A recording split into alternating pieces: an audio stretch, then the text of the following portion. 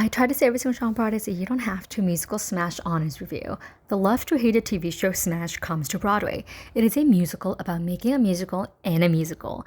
The show focuses on backstage crew drama of a fictional musical, Bombshell. Bombshell is about Marilyn Monroe, and Bombshell is a show within Smash, and it's only 2 weeks away from opening night. But things keep going wrong backstage.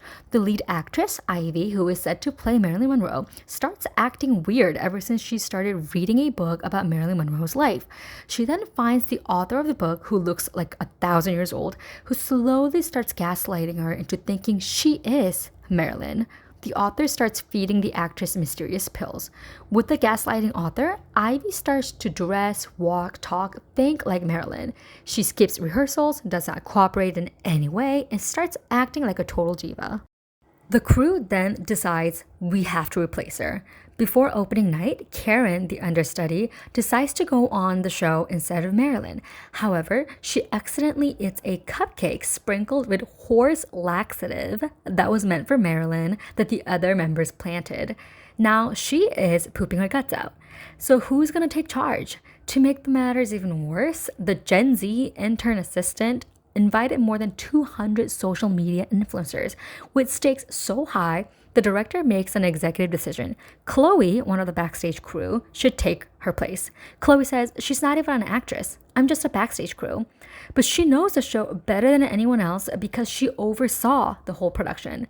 Chloe says, I am not Marilyn. Then Nigel, the director, says, no one is, not even her. The people around her made her Marilyn. So Chloe ends up going on stage in her street clothes and sings the famous song, Let Me Be Your Star. And then Act 1 ends. Act 2 begins with social media screens of different influencers raving about Chloe's performance. Now, Chloe is voted to be the new Marilyn. Also, not the photo of JFK in the background, LMAO. Marilyn tells the crew that she is going to sue them for breach of contract. Ivy says she has been unfairly fired. Then Chloe says she wants to be a director, not an actress. Now, the director, Nigel, is fired. And the author, Grandma Lady, she's also fired as well. So now the song Don't Forget About Me is performed with the final scene of Bombshell, ending with Marilyn Monroe naked on the bed with a bedsheet holding a phone. Now, the show is too depressing, and reviewers keep saying, why would I pay to be depressed? I can just be depressed for free in my apartment. So now the entire cast and creative is depressed. They're worried the show is going to close due to lack of ticket sales. They borrow in sorrow and cocktails. Why do we keep punishing ourselves? Why are we in this industry? It's a torture. Until one person says, we should write about what we know. And what we know is the pain of putting on a Broadway show about Marilyn Monroe. Let's call it Smash. Then the cast and creatives direct a show called Smash, and the show ends with Imperial Theater, aka the actual theater the show is in, with the show Smash is a Smash Head written across of it. When the cast takes one final photo, the grandma author lady quietly photobombs the crew holding a book. I haven't seen the TV show, which seems to have very mixed reviews. Will I see this musical adaptation again? No, but it's a really good, cute, avoid reality comedy show. I talked to the actors after the show because it was their opening week, and they said the actual backstage was even more chaotic than the actual show. He said for 2 weeks leading up to the opening night, they kept changing, re-editing, renewing 20 pages of the show script.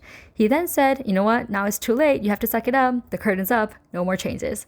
As a former theater backstage crew myself, it is so funny seeing the chaos, but from a third-person perspective. And the people who live it are people who enjoy chaos. Very exciting, but very sadistic field. Their cast recording album is being released in 2 weeks, so check it out.